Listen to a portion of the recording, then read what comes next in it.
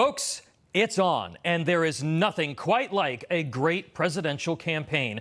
Placards and pom-poms, rallies and roasts, polls and predictions, debates and diner food, inspiring speeches and infamous flubs. The presidential campaign has a natural energy that every 4 years reinvigorates American politics and reintroduces Americans to the long process that more than any other helps write the next page in our history as a nation. From the snows of New Hampshire to the windswept plains of Iowa, from the fried Oreos of the state fairs to the suburban coffee klatches, the local TV interviews, the social media screeds, there is nothing like it anywhere else in the world. And yeah, biased media, baseless claims, dirty tricks, and unfortunately the deep state are all part of it too. Even though it can be long and often frustrating, embrace it all. Though some might disagree for political purposes, naturally. In America, there is no such thing as people waiting their turn. The more candidates on the stage, the better.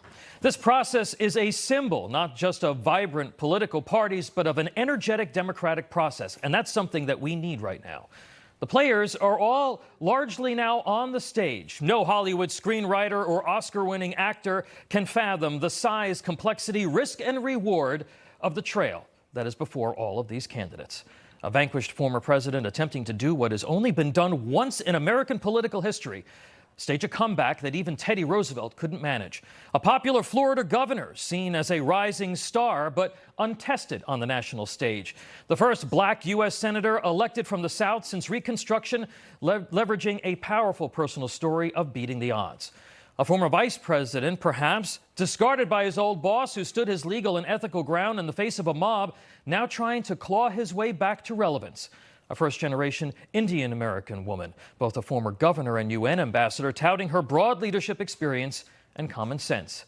Another former governor, once the nation's top border official, looking to stem the tide of illegal immigrants and drugs. A young, articulate entrepreneur who made his name fighting woke corporate interests and what he calls the left's social justice scam. Another millionaire businessman with a barnstorming bus tour. And a governor from North Dakota most Americans have never heard of. Perhaps even a former New Jersey governor who, with no natural constituency and nothing to lose, may just run to have a chance to go toe-to-toe with Donald Trump. The presidential campaign, folks, is not an argument. It's a great national conversation about the future of our republic. For most Americans at this point, that conversation is barely above a whisper. It's in the periphery of their hearing as they deal with work and school and making their bills and planning their vacations, paying their taxes, and living life. But that's about to change. In the months to come, the campaign will crescendo like an odd political symphony to a climax that is inescapable for all of us as each side chooses its standard bearers. There will be key changes and tempo shifts. There will be twists and surprises. But one thing is certain. No one in American politics has ever owed anything from the electorate. That's why frontrunners often don't stay at the head of the pack, and candidates that polls and pundits may love can suddenly find themselves in heated competition. It's why our system, even after all of these years, is still full of often wonderful surprises. About 100 years ago, when George Gershwin premiered Rhapsody in Blue in New York, many people in the audience, underwhelmed by the opening numbers, were irritable and impatient. They walked out of the theater. Those who left missed out on the amazing, quintessentially American music that would become iconic the world over. Yes, the campaign can be long. It can be dissident. It can be soaring. It can make the hair on the back of your neck stand up. It can make you cheer. It can even make you cry. But whatever it does, don't walk out on this campaign.